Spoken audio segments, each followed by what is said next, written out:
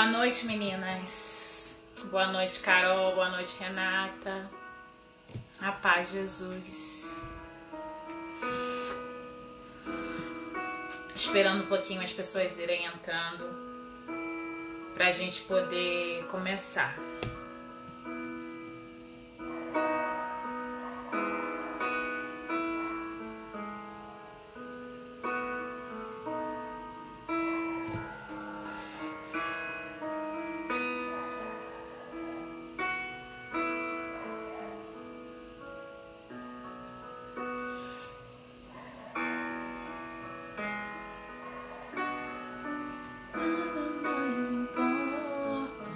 Alessandra, boa noite.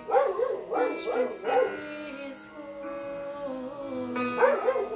nada mais eu quero se não estar contigo. Obrigada, Rê. Meu refúgio tu és, torre inabalável. Nada mais preciso se não estar contigo. Vamos assim aguardando as pessoas irem entrando. O Tó também quer participar, tá latindo firme aqui. Já vai pegando a sua Bíblia enquanto as pessoas vão entrando e abre no Evangelho de João 3, do 1 ao 12. João 3, do 1 ao 12. Já deixa aí separado pra gente poder rezar.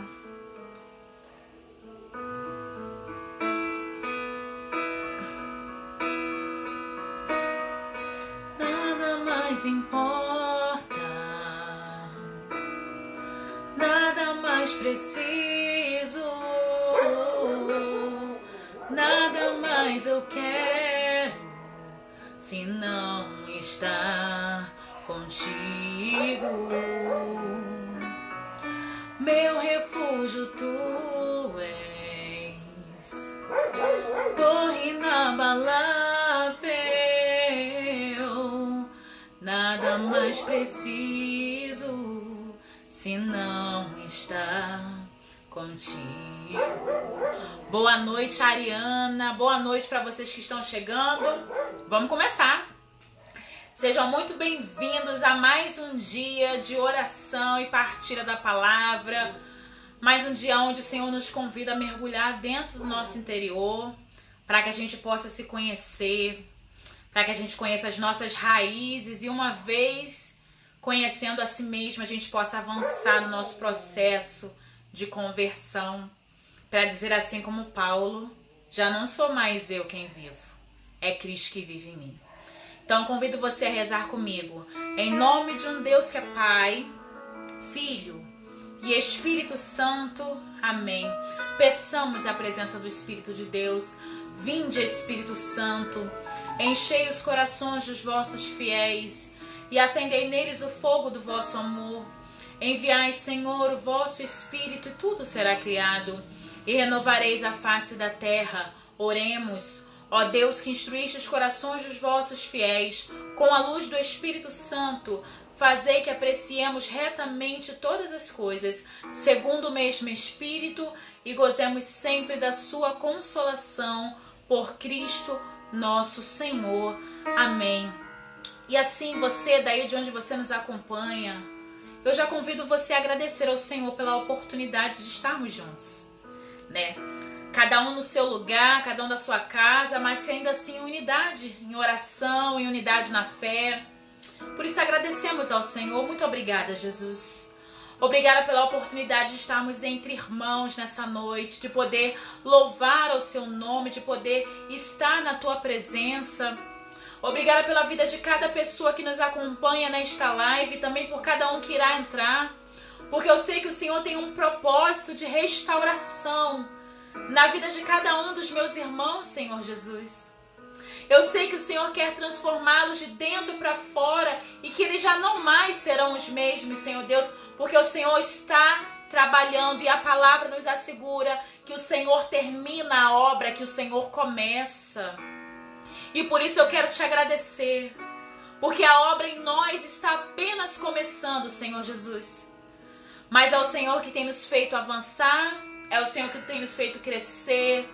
Muito obrigada, Jesus, muito obrigada pela oportunidade de crescer em Ti, pela ação do Seu Espírito Santo que é derramado sobre as nossas vidas. Fica conosco nessa noite, doce Espírito. Dá-nos o entendimento, dá-nos a abertura de coração, para que nós possamos acolher a verdade que Tu tens reservado para as nossas vidas. Amém. Amém, gente. Louvado seja Deus. Louvado seja Deus pela sua vida. Eu convido você a convidar outras pessoas para estar com a gente aqui, né, na nossa live. Hoje a gente vai estar fazendo a segunda parte da live Linguagens da Alma. Eu não sei se vocês que estão aqui estavam na última live, né? A gente pulou uma semana devido à semana de Pentecoste. Estávamos vivendo intensamente, né, esse momento de Pentecoste. E agora nós vamos dar continuidade à nossa série Segredos da Alma. E quando a gente fala de linguagens, a gente está se referindo, né, para você que está chegando aqui a primeira vez, para você que não acompanhou as demais lives, né, eu também convido você a olhar no nosso IGTV, que lá estão salvas as nossas lives. Tem live também no nosso Facebook da Missão Tocando o Céu. Você pode acompanhar as outras e também tem no meu canal do YouTube. Nós estamos falando sobre o nosso interior, né? E a linguagem da alma, ela nada mais é do que um reflexo daquilo que nós temos dentro de nós e externamos com as nossas atitudes, externamos por meio de ações. Então, na última live, nós falamos sobre algumas delas. Nós falamos sobre culpa, né? Nós falamos sobre rebelião, né? Nós falamos, né, sobre diversos aspectos. A gente vai dar continuidade hoje com esse tema, essa tratativa, tá? Nós vamos encerrar essa parte da nossa série. Para quem não estava, eu vou recapitular um pouquinho para que você possa compreender que quando Adão e Eva, nossos primeiros pais, pecaram lá no Éden, ao eles cometerem o pecado, isso acarretou para nós uma herança, que podemos dizer que é uma herança espiritual. Além de toda a carga de pecado, né, a nossa alma, ela sofre as consequências dessa inclinação, porque nós temos uma alma decaída devido ao pecado original que veio por meio de Adão e Eva. E quando Adão e Eva pecaram, um dos sentimentos mais fortes que esteve no coração deles foi o sentimento da rejeição. Porque quando a serpente soprou no ouvido de Eva e falou com ela que ela poderia comer do fruto que até então o Senhor tinha dito a ela que era proibido, ela automaticamente se sentiu rejeitada, porque ela pensou, talvez Deus não nos ame tanto assim, porque é mentira isso que ele falou, porque se nós formos comer nós não vamos morrer. Então nós temos visto que uma série de sentimentos, uma herança por meio das nossas emoções, né, que veio por parte de Adão e Eva, é devido à rejeição.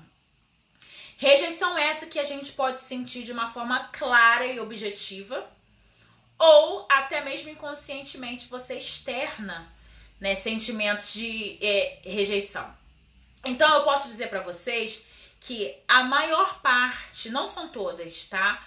Não é uma regra, né? Mas em sua grande maioria, muitos sentimentos, né, que a gente tem, muitas reações, muitas expressões, elas partem devido à rejeição, né?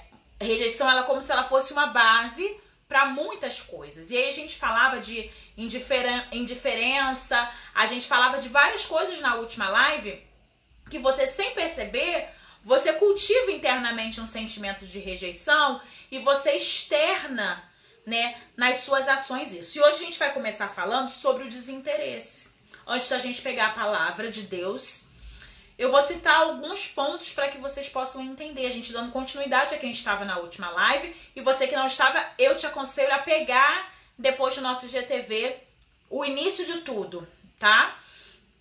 Então, falando de desinteresse, quando uma pessoa ela é desinteressada, isso pode partir também de um sinal de uma rejeição. Por que isso? Geralmente, o desinteresse ele tem uma raiz maior, ele tem assim uma manifestação, digamos assim, maior na idade escolar. Às vezes uma criança que ela era sempre muito atenta, muito participativa e de repente em um dado momento da sua vida escolar, ela simplesmente não tem mais interesse pela escola. Ela perdeu o interesse de estudar, ela perdeu o interesse, simplesmente não quer. E muitas vezes essa criança ela perde o desinteresse quando acontecem alguns problemas dentro de casa. Por exemplo, se os pais brigam demais, aquela criança de uma forma inconsciente, ela pode se achar que é culpada pelo motivo das brigas dos pais dela. E isso vai refletir em um desinteresse escolar. Vocês estão entendendo? Que também é uma rejeição, né? Porque ela pode não estar se sentindo acolhida no meio daquela situação e também isso é um sintoma de uma rejeição. E ela vai desenvolver isso de uma forma de um desinteresse. Ela perde o desinteresse, né? Geralmente a gente vê isso acontecendo muito quando se tem divórcios nas famílias, em casos de separação, porque a criança se sente inconscientemente rejeitada, porque ela estava acostumada com um vínculo familiar e de repente aquele vínculo ele foi quebrado para a criança de uma forma, né, que ela não espera, porque, né, acontece simplesmente para ela. Ela não está envolvida em todo aquele processo, nas conversas e tudo mais. Ela simplesmente, quando vê, ela já está naquela situação. Ela é colocada naquele universo, né?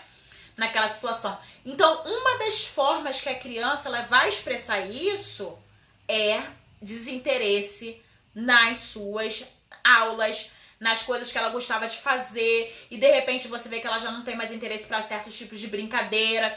Então nós, quanto pais e mães, educadores, tios, nós precisamos ter atenção quando as crianças elas são de uma maneira e de repente as coisas que elas gostavam, elas já não se interessam mais. Em alguns casos é só mesmo por fase de idade, mas em muitas vezes é mais profundo. E muitas vezes é porque tem algo por trás que está causando naquela criança um desinteresse. Então isso é uma das heranças que a gente traz. E é mais fácil a gente falar de criança porque isso acontece muito, né?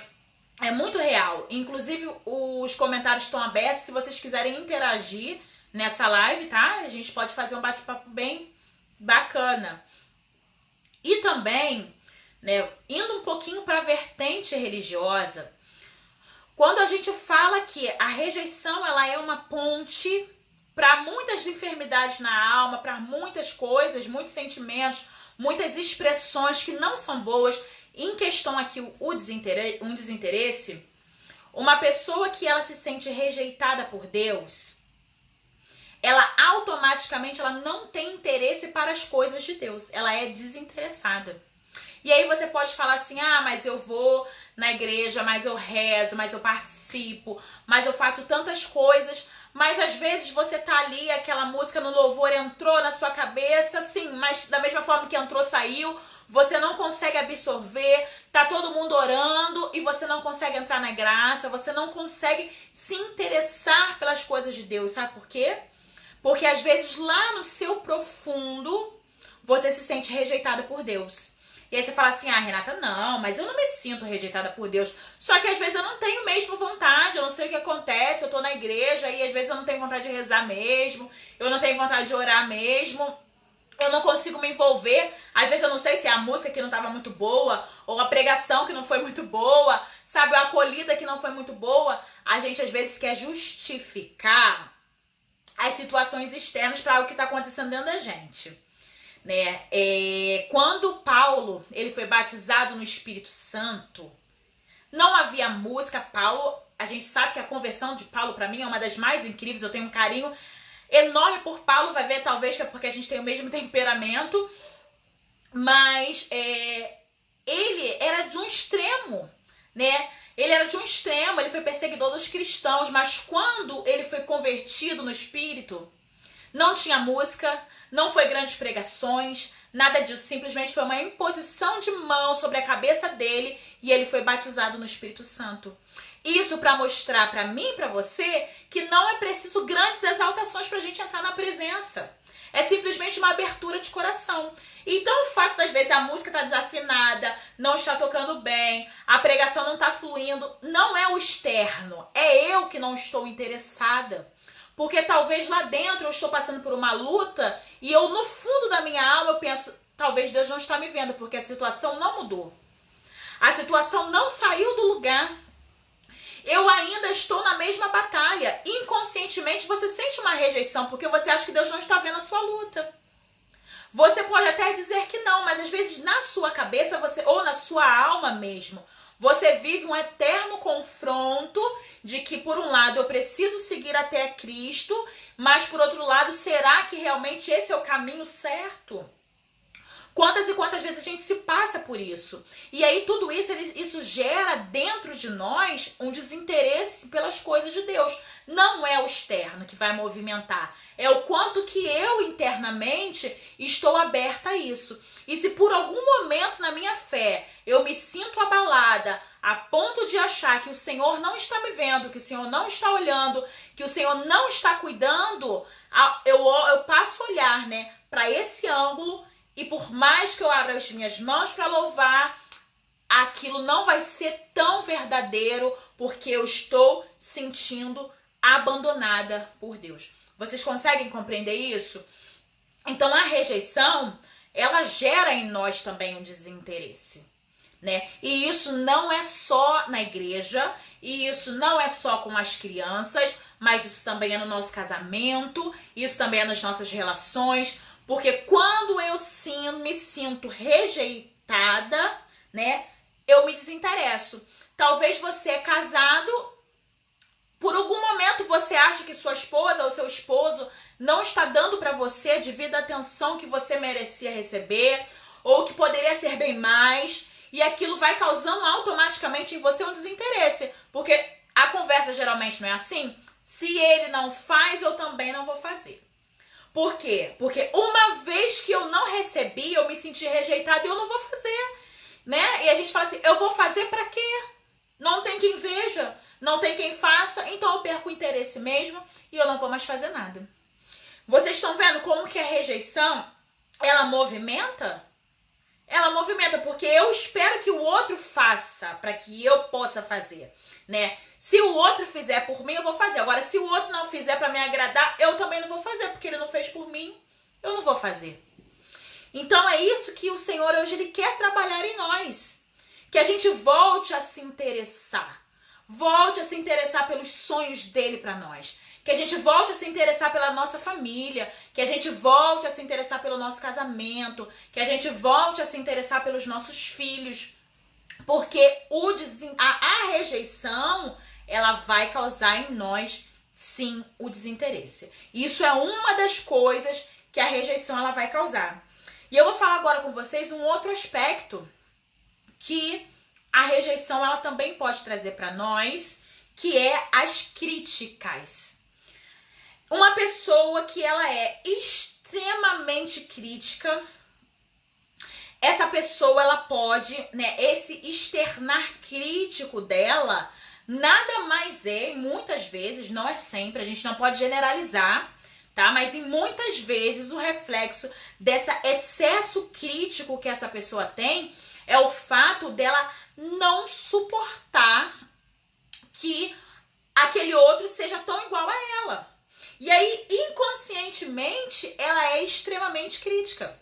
Quando ela reflete coisas que ela não concorda nela. Então ela não suporta ver erro, ela não suporta ver as coisas fora do lugar, ela é extremamente crítica. É pessoa que você pode, na verdade, mostrar uma coisa maravilhosa para ela. Mas no meio daquele mar maravilhoso, ela vai achar um defeito e vai falar do defeito. Ela não vai ver os 99% bom, ela vai ver 1% ruim. Você conhece gente assim? Tem pessoas assim, que são extremamente críticas com elas mesmas. Porque às vezes as pessoas acham que eu preciso ser muito bom, eu preciso ser muito top, né? Para que as pessoas possam me aceitar. Então eu sou extremamente crítico com tudo. E isso é um problema também que vem refletindo lá de trás. A gente traz essas consequências que não são boas. Uma pessoa extremamente crítica não consegue ver as coisas maravilhosas que Deus deu para ela. Às vezes Deus faz coisas lindas na vida da pessoa, mas ela é tão crítica, que só vê aquilo que não está bom. E isso também é um problema, né? E aí a crítica ela é ligada a um outro ponto, que é o perfeccionismo. E é um problema. Uma pessoa perfeccionista, ela traz tão arraigado nela o sentimento de rejeição, às vezes inconscientemente, que ela não quer errar. Porque se ela errar, ela não vai ser aceita. Se ela errar, o que as pessoas vão pensar de mim? Se eu errar, a gente pode, às vezes, você não perceber o quanto isso é forte dentro de nós. Mas é assim que acontece. E aí, a crítica é ligada ao perfeccionismo, porque você é autocrítico e, ao mesmo tempo, você não pode tirar nada do lugar, as coisas não podem sair da ordem que você determinou. Você é extremamente perfeccionista, porque você tem receio que se você fizer alguma coisa fora do lugar, se você sair do eixo em algum momento, você tem essa coisa de você mesmo se condenar, sabe? Eu mesma me culpo, eu mesma me condeno. Tem pessoas que carregam sobre a sua vida uma carga tão pesada, gente. Mas tão pesada dessa questão de que eu não posso fazer errado, sabe? Eu tenho que fazer tudo muito certinho. E isso é um peso que a pessoa carrega na vida. Porque a pessoa não pode errar, porque o que os outros vão falar? O que as pessoas vão pensar de mim? Então isso também parte de... Tudo vem dali, da origem, sabe? Eu não posso ficar preso a essas coisas, sabe? O perfeccionismo e excesso de crítica, eles também vêm da rejeição. Também parte disso, da rejeição, né? Um outro ponto importante, eu anotei aqui, é a competição. E a competição, gente, ela é muito real. E acontece muito nas nossas vidas. E eu já fui uma pessoa extremamente competitiva por causa de rejeição. Eu posso falar isso pra vocês.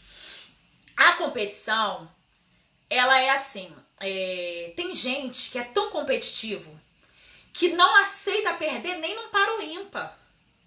Vocês conhecem a pessoa assim? A pessoa não consegue perder nunca. Eu não posso nunca perder, eu tenho que ganhar, eu tenho que sempre estar na frente. E a gente percebe que às vezes a competição ela entra nas nossas casas. A mulher querendo competir com o marido querendo competir com a esposa, os filhos querendo competir com os pais querendo competir com um filho. A Carol colocou a rejeição, então é o grande problema. Precisamos curar toda a rejeição que temos. É verdade, Carol, muito sério. É uma forte raiz, né? E a competição, ela é também parte disso. Você fica naquela coisa de que eu preciso provar. E isso é tão sério, gente, porque assim, a gente tem uma mania de falar, e vocês vão se identificar, porque isso não era só eu, né? Existe uma parte que é saudável, mas em sua grande parte não é. Às vezes, quando a gente passa por algum sentimento de rejeição por parte dos nossos pais, lembra quando eu falei na última live que se a gente não curar marcas com os nossos pais, se a gente não conseguir perdoar os nossos pais em muitas coisas, a gente não consegue avançar? Existe muito da nossa vida hoje que é ligado ao nosso passado com os nossos pais. E a competição ela é muito forte nisso. Por exemplo, eu não tive um bom relacionamento com os meus pais e meus pais falaram que eu era isso, que eu ia ser isso, que eu ia ser aquilo. Então agora eu vou competir comigo mesmo pra provar que eu posso ser diferente. A gente não faz isso? Existe uma parte positiva, mas até que ponto essa competição é saudável? E às vezes a gente não tem limite nisso. Porque aquela rejeição foi tão forte dentro da gente que a gente fica nessa competição constante consigo mesmo para provar algumas coisas, né? Oi, Carlos, a paz, tudo bom? E a gente fica nessa competição pra gente provar o tempo todo que a gente pode né? Pra gente provar o tempo todo que a gente é capaz. Então a gente compete com o outro, a gente compete com a gente. E muitas vezes a gente se atropela e atropela quem está na frente, porque lá atrás aquilo foi tão forte em nós que hoje eu preciso provar para as pessoas que eu sou melhor do que aquilo que elas disseram que eu seria. Que eu sou melhor do que aquilo que as pessoas falaram. Então eu vou competir. Então eu vou querer ser a que mais estuda, eu vou querer ser o melhor assalariado, eu vou querer ser o melhor profissional, eu vou querer... Tudo isso, gente, é favorável se isso for natural. Quando é algo para competir com você mesmo, competir com algo que você está brigando para você provar para alguém, isso não é saudável. Isso não é saudável, né? E quando eu falava de mim, lá no meu passado, lá atrás, né? Como eu já disse, eu tenho algumas marcas do meu passado que não são tão boas, né? Graças ao Senhor, o Senhor tem trabalhado em mim e eu já não sou mais a mesma do que eu era. Mas o sentimento de competição sempre foi muito forte dentro de mim. Porque eu queria correr para fazer, para mostrar que eu não preciso depender de ninguém. Porque não fizeram por mim lá atrás e muitas vezes eu sofri quando eu queria as coisas e eu precisava de depender das pessoas e eu não tinha quem me desse. Então a gente cria uma competição para dizer assim, eu não preciso de ninguém, eu vou correr atrás para mostrar que eu posso fazer sozinho. Olha como isso é forte. O que é nada mais no fundo você está querendo suprir algo que ficou lá atrás, você está querendo provar, você está querendo fazer uma afirmação com você mesmo de uma coisa que lá atrás. Então eu vou querer ser o melhor para mostrar que eu não preciso. Então eu vou correr atrás mesmo, eu vou fazer o melhor que eu posso para que eu possa mostrar que eu posso ser melhor do que aquilo que me ofereceram. Então a competição, ela não é saudável. Você conquistar as coisas de uma forma natural, por meio de algo que você queira, né? Com um esforço natural, isso sim é legal. Agora, quando você quer competir para provar para os outros que você pode, que você é capaz, porque um dia disseram que você não era, porque um dia colocaram um peso sobre as suas costas e falaram que você não ia conseguir, e a gente faz muito isso sim. Às vezes a gente quer competir até com os nossos pais, competir com os nossos irmãos, a gente compete dentro de casa, né? Para mostrar que eu posso mesmo, às vezes... né, com o marido ou com a esposa, eu não preciso de você pra nada, se eu quiser eu vou lá e faço. E a gente às vezes vai trazendo a competição pra dentro da nossa vida, porque um dia lá atrás colocaram sobre a nossa vida, e a gente acolheu isso, que eu precisava demonstrar que eu era super suficiente. E de uma forma inconsciente eu carreguei isso dentro de mim. E quantos nós fazemos isso? E trazemos esse espírito de competição, que é um reflexo de uma rejeição, que é algo que a gente não teve e que hoje a gente precisa provar que a gente nunca precisou daquilo que não nos ofereceram. É forte isso, mas é um grande reflexo de rejeição. E isso está enraizado dentro da gente. Não importa se você é da igreja, não importa se você frequenta grupos, não importa se você é de movimento, não importa nada disso. Isso não é critério para que você não tenha dentro de você um espírito competitivo. Não é. A gente só liberta isso dentro de nós quando nós permitimos para o Espírito Santo vir e trabalhar o nosso coração. E aí a gente percebe que não precisa ficar competindo com a gente mesmo, nem com o outro, nem atropelando ninguém para mostrar o nosso valor, para mostrar quem a gente é. Porque quem faz isso por nós, e a palavra do Senhor fala para nós, que quem nos justifica é Ele. Então a gente para de competir. Aí a gente cai na real e para de competir. Hoje muitos casamentos não dão certo porque é um ringue. É quem manda mais. Quem grita mais dentro de casa. Quem faz mais, quem pode mais, não é? Tudo isso é reflexo de posturas que a gente vai tendo, de situações, e a gente vai trazendo isso para os nossos convívios. E o Senhor fala para mim e para você hoje que é hora de abrir mão disso tudo para que o Senhor possa trabalhar em nós e a gente possa abrir mão dessa competição, que nada mais é do que uma rejeição, e a gente não precisa ficar se reafirmando para mostrar que a gente pode, não. Porque se a gente pode, não é com as nossas forças. A gente pode é porque o Espírito Santo de Deus nos capacita. E é essa a verdade que a gente precisa levar. não uma verdade competitiva. É por isso que a nossa igreja ela é contra o feminismo e contra o machismo, porque a igreja fala que nós somos iguais em direitos e a gente não precisa competir. Homem não precisa competir com mulher e mulher não precisa competir com homem. Cada um tem o seu espaço, cada um tem o seu lugar e assim também é na nossa vida, né? A gente não precisa competir. E isso é sério, a gente precisa trabalhar em nós essa questão da competitividade. Um outro aspecto que vem, que também ele é ligadinho às vezes com a competitividade, é a inveja. E eu acho engraçado, porque inveja é uma coisa que ninguém quer assumir que tem, né? Eu não sou invejoso, ninguém quer assumir que tem inveja. Ninguém quer, porque inveja é uma coisa terrível.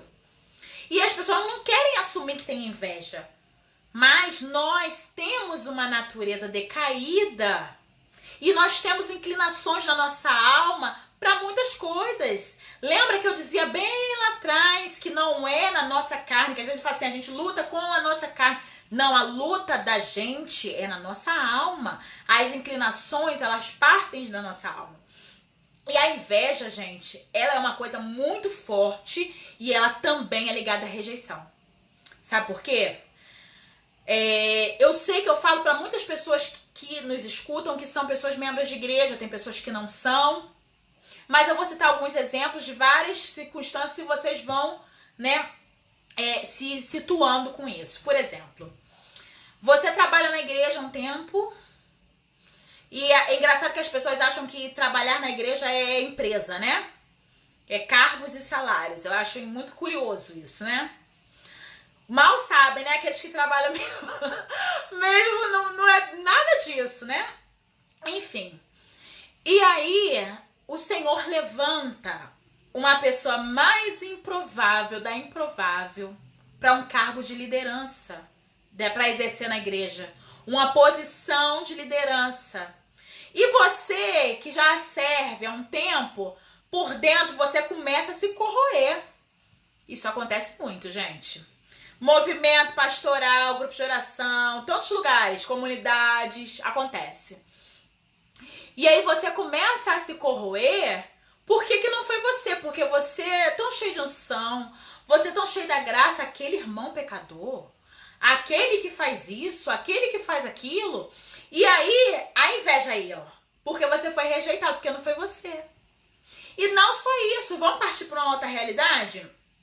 No ambiente de trabalho. Isso é muito comum, porque a gente briga por justiça, a gente quer que o justo seja feito, e eu passo às vezes muitas injustiças no meu trabalho, mas a gente tem que entender até que ponto você quer que seja feito justiça, e até que ponto que você quer que seja até que ponto que é inveja. Porque injustiça, Carol falou assim, inveja ou ciúme, parece, mas a inveja, Carol, é você querer o que o outro tem. Então, quando a pessoa tá no cargo, você queria estar lá. Então, você não tá só enciumado, eu quero aquele cargo. Então, eu tenho inveja, né? Mesma coisa no trabalho. Você trabalha pra caramba, dia a dia, noite a noite, você queria aquele cargo. E, de repente, o seu bendito patrão promove outro, não promove você. E aí, você por dentro, você se corrói. Porque você se sentiu rejeitado. Porque aquele cargo era pra você, não era pra ele. Era eu que devia estar lá. Então, é diferente quando você quer a justiça. Ou eu não acho justo, né? Você vai ter aquele sentimento de justiça e vai passar. Ou você vai deixar aquela inveja te corroer. Porque aquilo era pra ser pra você e não era pro outro. Então, gente, todo mundo tem inveja dentro da gente. Por causa de rejeição. A inveja, claro, pra mim, a inveja é um dos exemplos mais claros de rejeição, porque a gente sente inveja quando a gente sente essa rejeição. Quando não alcançou em mim, quando não foi pra mim, e eu acho que aquilo deveria ser pra mim, e eu transfiro isso pra um sentimento de inveja em relação a emprego, em relação a cargo na igreja, em relação a tantas coisas, em relação, quer ver? A gente hoje vive muito de status. Todo mundo posta status em rede social, com as melhores casas, as melhores viagens, as melhores tudo. E você, às vezes, você não pode fazer aquilo. Porque eu também vou falar uma coisa, não se luta com status de rede social, não, que é muito falso muitas coisas, né? Quem faz mesmo nem exibe tanto, né? É muito falso algumas coisas. Mas aí você, talvez que não naquele momento, você não pode sentir, você não pode ter aquilo. Você se sente inferior. E aí você começa a invejar a vida do outro. Porque a minha vida é isso, porque a minha vida é aquilo, porque o Senhor não olha pra mim, porque o Senhor não me abençoa desse jeito. Eu queria tanto um emprego que me desse condição disso. Eu queria tanto aquilo. Aí você começa a se sentir diminuído. E às vezes você se sente até rejeitado no meio do convívio que você frequenta. Porque às vezes as pessoas naquele ambiente que você frequenta são as pessoas com outro tipo de status. E aí você não está adequado. Você se sente rejeitado e você começa a invejar as outras pessoas. Porque você queria estar mais entrosado. Entendeu? E eu não me sinto tão envolvida, eu me sinto um peixinho fora d'água. Então, se eu tivesse as mesmas condições, se eu tivesse as mesmas coisas, eu me sentiria melhor acolhido. Então, a inveja fica dentro de mim. Vocês entendem? Porque às vezes você fala assim, eu não tenho sentimento de rejeição, mas aí você vai vendo como que a rejeição, ela leva a gente para muitas coisas, né? E a desconfiança é um outro aspecto, né, que eu quero falar com vocês, né? Eu botei aqui pra minha colinha básica para eu não esquecer, né, dos aspectos que eu preciso falar. E a desconfiança também, para mim, assim como a inveja, tem alguns que ficam, alguns sentimentos, algumas coisas, elas ficam mais, como posso dizer para vocês, mais claras do que as outras, né? E a desconfiança, ela gera, muitas das vezes, ela vem do seguinte ponto. A rejeição é forte na desconfiança. Por quê? Uma pessoa que no seu passado, vamos colocar assim que fica muito fácil para que a gente possa entender. Ela foi traída por alguém. Ela foi rejeitada, enfim. Muitas vezes a gente escuta um discurso assim, eu não vou mais confiar em ninguém porque fizeram isso comigo. A rejeição, ela foi tão grande naquela pessoa que fez com que ela desconfiasse. Ainda que a pessoa possa dizer o quanto ama, que gosta de ficar perto, ela não confia, ela não consegue acreditar que aquilo seja real. Porque ela acha que fizeram com ela lá atrás, vão fazer com ela pro resto da vida. Eu não consigo mais acreditar, eu sou desconfiada de tudo. Até quando às vezes, né, a pessoa quer fazer um agrado, você não sabe nem receber. Você já olha achando que tem alguma coisa errada. Você é totalmente desconfiado. Porque você lá atrás teve experiências ruins e você não é acostumado, vamos dizer assim, com que hoje te tratem de um jeito diferente. Tem pessoas que foram tão maltratadas no passado que hoje em dia, quando encontra alguém que trate bem, a pessoa não sabe nem como lidar com aquela situação. Porque ela fica olhando para trás. Sabe? Será que as coisas vão ser como foi um dia? Será que eu posso realmente mergulhar de cabeça nessa situação? Será que realmente eu posso avançar? Então, essa questão da rejeição, na desconfiança, ela é muito forte, especialmente quando a gente fala de relações afetivas. Né? Quando ela fala de afeto, geralmente ela é muito forte. Né? E aí, a gente pode até ir um pouquinho mais longe, né, como eu tô falando dessa questão da rejeição e a desconfiança, às vezes a gente pode colocar, às vezes até nas crianças pequenas, quando tem crianças que às vezes passam por um processo de adoção, e às vezes a gente só pensa mesmo como que vai ser a adaptação dos pais com aquela criança, e a gente não tá pensando muito no que a criança vai pensar. Para aquela criança que um dia foi rejeitada, você não acha também que ela vai ter desconfiança ao acolher aquela nova família, com medo de ser rejeitada de novo? Com medo de que eles não a acolham? E aí, por causa dessa desconfiança, ela pode começar a esconder várias coisas, com medo de uma possível rejeição de novo. E aí a pessoa pode começar a se mascarar, né? Com medo de ser rejeitada. E a desconfiança, ela faz isso com a gente, né? A gente com medo de uma não aceitação, né? A gente não se abre para o novo muitas das vezes, né? A gente não se abre para novas possibilidades. A gente não se abre para novas conquistas. A gente desconfia de tudo que possa acontecer. E aí a gente não consegue olhar as coisas com os olhos de Deus, com os olhos da fé. E para mim, esse com a inveja são um dos aspectos muito claros que a rejeição, ela provoca dentro da nossa vida, né? Um outro aspecto que pode acontecer, não só nesse caso, mas que também acontecem, né, são os distúrbios alimentares. E quando a gente fala de distúrbio alimentar, esse distúrbio, ele não é só um distúrbio voltado para quem come muito, não. Porque você pode também tanto comer muito como você não comer nada. Sabe? Tem pessoas que quando elas se sentem mal, quando elas se sentem entristecidas, as primeiras coisas que fazem é atacar a geladeira. Outras pessoas, elas param de comer, né? Muitas e muitas vezes a gente não percebe que às vezes uma pessoa ela tem problema com obesidade ou problema com outras doenças ligadas à questão alimentar, como anorexia, como bulimia. Às vezes a gente só vai olhar o problema, como eu falo, a gente, quanto cristão, a gente tem que entender a raiz. Aí você só vai olhar o final. Fulano era assim, fulano, nossa, engordou tanto. Fulano era assim, fulano tá tão magro. Fulano isso. Pode ser que seja da pessoa mesmo, pode ser que a pessoa goste mesmo de comer. Pode ser que a pessoa tenha problema de tireoide, problema hormonal. Pode ser, eu tenho problema de tireoide, mas eu também como, então assim não justifica. Pode ser muitas coisas, mas pode ser também reflexo de uma rejeição. Em um momento difícil da vida daquela pessoa que ela procurou se refugiar na comida. Ou de uma forma a comer mais, ou de uma forma a não comer. Se você for pegar o histórico das pessoas que passam por problemas, às vezes eu assisto na TV fechada, que tem aqueles programas, né, de coisas de saúde, e tem aquele quilos mortais, e tem tantas outras coisas, e a gente pega aqueles casos de pessoas bem mesmo com enfermidades mesmo, na questão de distúrbio de comida, e você vai olhar, tem sempre uma história.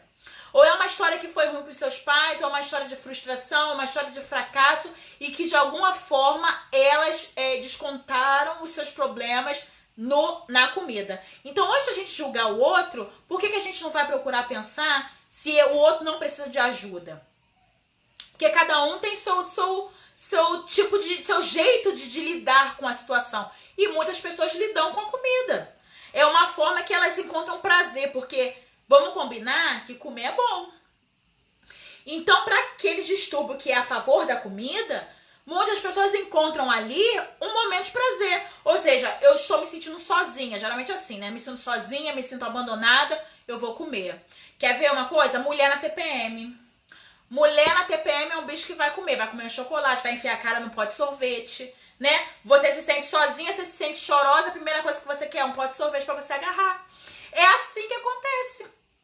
Por quê? E aí você pensa uma pessoa que traz na sua vida já consequências de muitas coisas lá atrás e vive constantemente isso. Às vezes a gente vive isso no momento de TPM, a gente que é mulher, mas tem pessoas que vivem a sua vida toda assim, entristecidas, se sentindo sozinhas, abandonadas e encontram na comida um refúgio ou uma forma de não comer, sabe? Ou não vou comer, porque aí tem um inverso também, né? Se eu não assumir o biotipo que foi predeterminado, as pessoas não me aceitam. A mídia hoje, muito tendenciosa, ela criou um padrão que a gente precisa seguir aquele padrão de beleza. Então, se eu não seguir aquele padrão, aquele ideal, é verdade. A Anice colocou, depois da pandemia, precisa até ter cuidado com o comentário que o outro engordou muito, senão acaba numa ferida. Claro, gente, sabe? A gente tem que ter esse zelo, né? E hoje existe uma ditadura de beleza de que você precisa ser perfeito. Então, por um lado, tem aqueles que comem bastante, né? E depois a gente não consegue emagrecer. E tem o lado das pessoas que deixam de comer para agradar, né? Para ter um perfil aceitável. E isso é extremamente triste. É um sintoma de rejeição. Porque quando a gente encontra Jesus na nossa vida, né? E a gente vive esse amor por Ele que nos basta, a gente percebe que não precisa de estereótipos de beleza. O Senhor não olha se a gente é gordo, se a gente é magro, se a gente é alto, se a gente é baixo. Ele simplesmente nos olha e nos ama.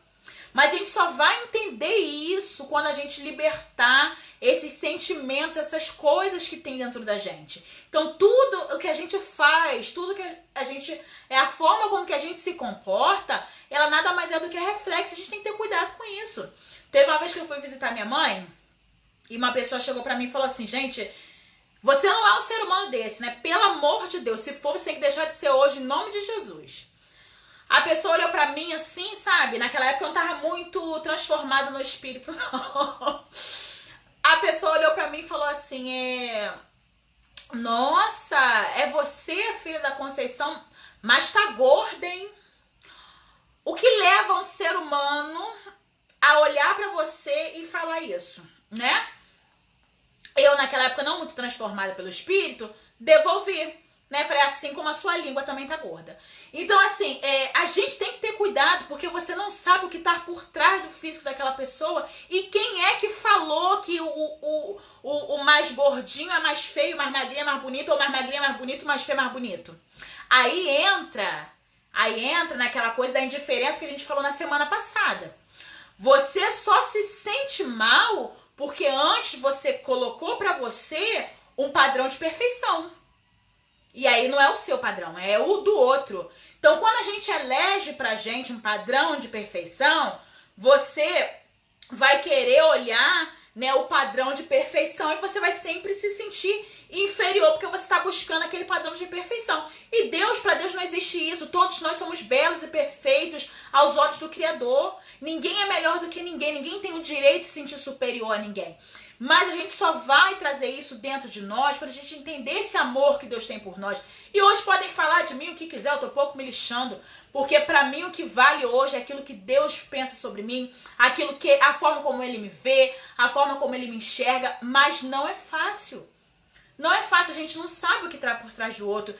Tem pessoas que às vezes estão numa luta para emagrecer há anos e aquilo entristece. Quantas e quantas vezes eu me senti triste, gente, eu vou falar de mim. Porque eu ia querer comprar uma roupa e aquela roupa não me cabia. E aí você sai da loja frustrado porque você se sente rejeitada, né? Porque você tá fora do padrão que todo mundo tem. E aquela roupa não me cabe. E eu saía triste. Muitas vezes eu chorei por causa disso. De você querer botar uma roupa pra você, só cabe as roupas. Eu até falava assim, pra mim só dá roupa de velha. Porque as roupas bonitinhas não comportam em mim. Né? Não comportam em mim. E me doía. Então, o que leva uma pessoa a evidenciar na outra e falar, nossa, você tá gordo? Você propaga mais dor ainda no outro, né? Mas no Senhor eu fui tratada, eu fui curada, né? A Regiane tá falando pra mim aqui que depois do que ela passou, tem gente que diz que estou muito magra e isso acaba. Mas acaba com a gente mesmo, porque você se sente fora de um padrão aceitável, né? O padrão que estimularam como correto, o padrão que estimularam como bom. E aí aquilo vai te destruindo. Então, e tudo isso é rejeição quando a gente não se sente acolhido. A gente quer fazer aquilo com que seja agradável aos olhos do outro, sabe? Que as pessoas olhem e seja agradável para elas. Mas não tem que ser agradável para elas, gente. Tem que ser agradável para Deus e tem que ser agradável para mim ao mesmo tempo, né? O último aspecto, antes de eu abrir para as perguntas, que eu acho que eu vou ter que encerrar e abrir, é sobre a compra de amor, né? A compra de amor, ela é muito séria, porque ela é acontece muito, gente, isso é tão natural hoje, sinceramente. A compra de amor, ela nada mais é do que uma pessoa que ela aceita tudo que oferece a ela, com medo de ficar sozinha, entendeu? Então, tudo que me oferecem eu aceito. A pessoa não tem filtro, a pessoa não sabe falar não, porque ela tem medo da solidão, ela tem medo de se sentir rejeitada. Então, é uma pessoa que vive catando migalhas, é uma pessoa que não sabe o seu valor. E hoje a gente vê que muitos de nós, muitos convertidos, muitos na igreja, na caminhada, homens e mulheres, não é só mulher. A gente está numa live para homens e para mulheres. Muitos de nós vivemos mendigando amor, com o mínimo que a pessoa faça, né? Porque você fica ali, ó, naquela necessidade do amor do outro, então você se sujeita a qualquer coisa. Com esse medo de ficar sozinha, com esse medo de se sentir rejeitada. Então o Senhor vem falar pra mim e pra você hoje que a gente precisa trabalhar o nosso interior, que a gente precisa trabalhar o nosso coração, que a gente precisa abrir mão do sentimento de rejeição que a gente traz dentro de nós, de forma consciente ou inconsciente, que tem acarretado em nós diversas coisas que não são boas e a gente tem levado ao longo da nossa vida. É o tempo da gente falar, chega, basta, tá? Eu vou abrir a live de novo, porque eu acho que ela vai cair, eu acabei que eu nem li a Bíblia ainda, e vai ser bem breve a outra, eu vou abrir, vou falar rapidamente para você sobre a palavra do Senhor, que nos fala sobre tudo isso que nós partilhamos, e vou abrir para que vocês possam comentar e perguntar, porque a gente precisa, a partir de hoje, amados, tomar uma postura na nossa vida e permitir que o Senhor nos transforme, para que tudo isso que de alguma forma foi enraizado dentro de nós não tenha mais poder sobre as nossas vidas, para determinar as nossas ações, para determinar as nossas escolhas, mas que seja o Espírito Santo de Deus a conduzir todas as coisas, tá bom? Eu vou desligar e eu vou chamar vocês de novo, vocês entram comigo pra gente continuar na nossa live, tá bom? Beijo, volta aí, gente!